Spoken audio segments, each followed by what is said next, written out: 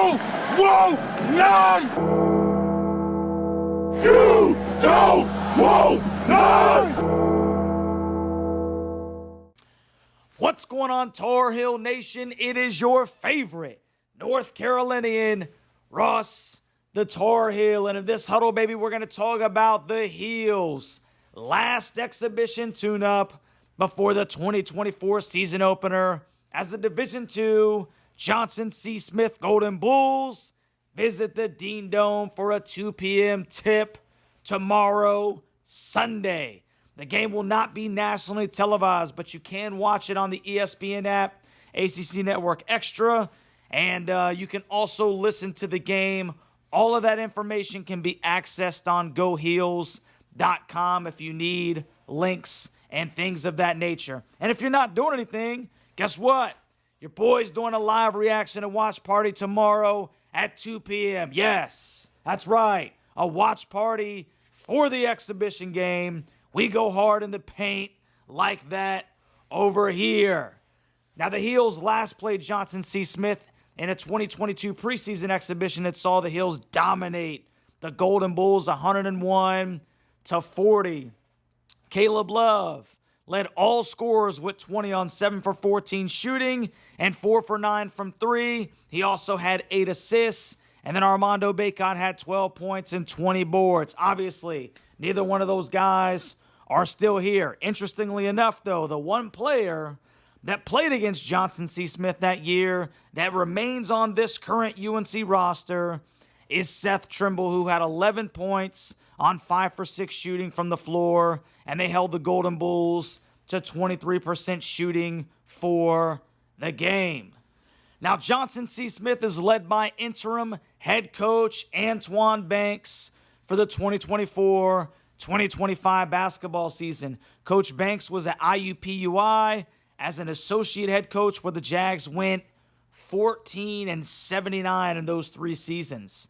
Now, the Golden Bulls are coming off of a 14-12 campaign where they went 9-9 in the CIAA, and they averaged scoring 76.9 points per game and giving up 77.2 points per game. Now, gone is the 6'7" junior wing Avery Huggins, who was averaging 17.5 points per game, to the transfer portal.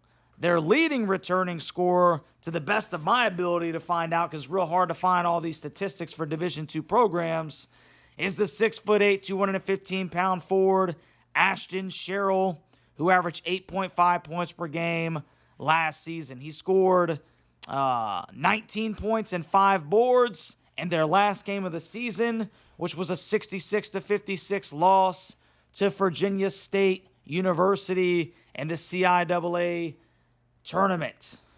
Now, one of the big stories coming into this last exhibition game is going to be the availability of senior All-American guard R.J. Davis, who is still recuperating from a lower back contusion that he suffered on a really hard fall during the blue-white scrimmage game. And I think for chemistry purposes, it's really going to be paramount and huge if RJ can be a full go. Now, he personally doesn't have anything to prove, obviously, but you'd like to see him out there running the floor, getting more game time experience with some of the new pieces that are in Carolina Blue this year. I think it's imperative for Elliot Cadeau, Seth, Tyson, Jalen Washington, Captain Jack, Drake. All these guys need to know what it's like to play with RJ on the floor, because RJ is a guy that's going to be looking for a shot, right? So if in one game you're looking for your own offense constantly because you need somebody to score the basketball, but then, 2-3 games later, RJ's back in there, it really changes how you play that basketball game, right? When you're trying to feed a scorer the ball. So I think that it's really imperative that if RJ can go, man, let's get him in there for some burns so that he can play with some of these guys a little bit more against a different team, obviously, not just running up and down practicing and things of that nature. It's also another opportunity for these younger guys to get some additional burn, right? So let's go over some keys to the game. Key number 1, obviously, it's an exhibition game against a Division II program. No injuries, right? This is one of those games where you want to work on some things, but you simultaneously want to make sure that you're healthy starting the season on November 4th. RJ's already a little banged up from the blue-white scrimmage. Let's just get out of here healthy. That is going to be my number one key for this exhibition game. My second key for the game, like I said, things to work on. Shoot. Keep working on that perimeter game 1 through 5 and run up and down the floor. But I want to see some perimeter shooting, right? We already kind of know that even without a traditional big man, we should be able to bang with the Division II Golden Bulls down low on the blocks. But let's keep working on that perimeter game. EC, hopefully RJ, Cade, Ian Jackson, Drake, and Jalen need to pull it. Game action, perimeter shots. That is going to be something that I'm looking for as my second key to this game. And then key number 3, let's work on our charity stripe, man. Now, I know it sounds kind of counterintuitive. On one hand, I'm talking about how we need to work on perimeter shooting, but then I'm also saying get to the free throw line. But this is a game in which Carolina needs to work on some things, right? Perimeter shooting, and then the outcome should be pretty much in check. And then you iron out some kinks because a week later, there aren't any more mulligans. And Carolina was not necessarily great at the charity stripe, even though they beat Memphis by 8 out there in Memphis in the Tip-Off Classic. So here's my game prediction, man. This one's going to be a lot like the exhibition game from 2022, okay?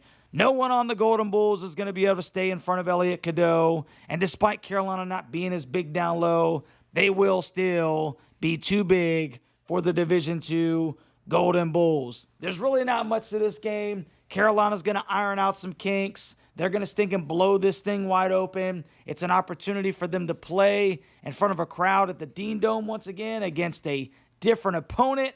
And like always, bro, it's just going to be fun to watch our heels on the hardwood, as it always is. So, if you're not subscribed to the channel, man, do me a favor and hit that subscribe button. Turn on that notification bell so that you'll be notified every time I make a video pertaining to our Tar Heels. And on the way out, baby, do me a solid and hit that like button. Like I said, 2 p.m. tomorrow, live reaction and watch party. I want Tar Heel Nation in the stinking house, bro. We had 300 and something for basically all of the Memphis game and had a blast, bro. So I'll catch y'all boys Sunday at 2 for the watch party. Let's go Heels.